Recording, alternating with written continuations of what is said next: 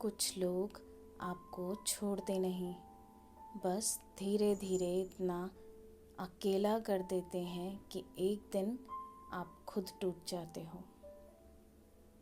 धीरे धीरे सखी को रियलाइज़ होने लगा था कि इमोशनल पेन हमेशा लाउड फाइट्स या बिट्रेयल्स की वजह से नहीं होता। कभी कभी इंसान सिर्फ इसलिए टूटने लगता है क्योंकि धीरे धीरे उसकी इमोशनल प्रेजेंस की वैल्यू कम कर दी जाती है। अब उसकी लाइफ में सब कुछ अजीब तरीके से नॉर्मल बिहेव किया जा रहा था।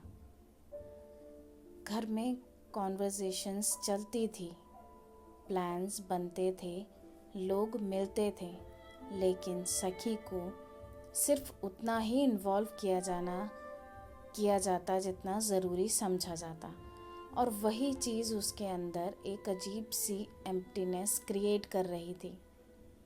उसे लगता था जैसे वो फिज़िकली सबके बीच है, लेकिन इमोशनली किसी की लाइफ का एक्चुअल पार्ट नहीं है।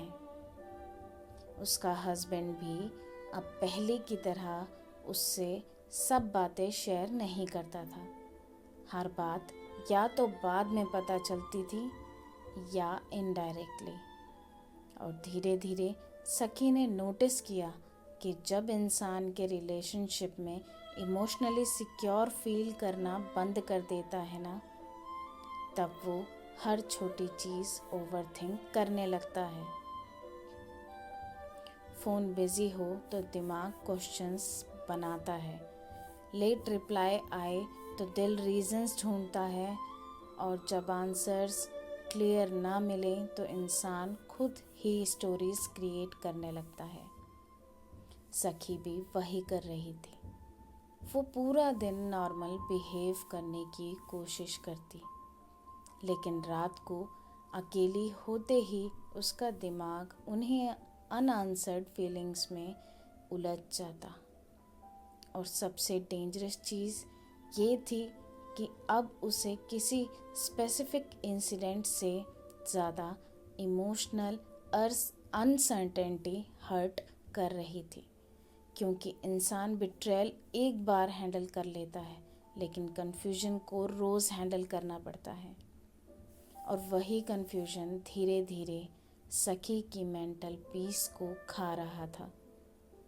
उसे फील होने लगा था कि शायद वो रिलेशनशिप में पार्टनर कम इमोशनल आउटसाइडर ज़्यादा बन चुकी है। मुझे कभी कभी ऑफिशियली दूर नहीं किया गया, पर धीरे धीरे मुझे फील कराया गया कि मेरी जगह कहीं और है। उसे लगा साइलेंस और नॉर्मल बिहेवियर इनफ है, पर इमोशनल रीअश्योरेंस की कमी में सब कुछ वीक कर दिया। इमोशनल अनसर्टेनिटी इंसान को चीटिंग से भी ज़्यादा मेंटली एग्जॉस्ट कर सकती है, क्योंकि दर्द क्लियर नहीं होता, बस कांस्टेंट होता है। जहां आपको बार बार अपनी इम्पोर्टेंस फील करनी पड़े, वहाँ रिलेशनशिप ऑलरेडी इमोशनली वीक हो चुका होता है। अगर रिलेशनशिप में आपको कभी क्लियर आंसर ही ना मिले और आप हर वक्त इमोशनली कंफ्यूज्ड फील करो, तो आप क्या करते?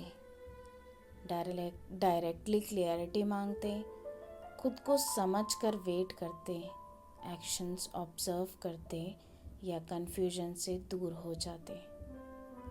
अगर आपने भी कभी किसी को दिल से चाहा है तो चैनल को सब्सक्राइब करें।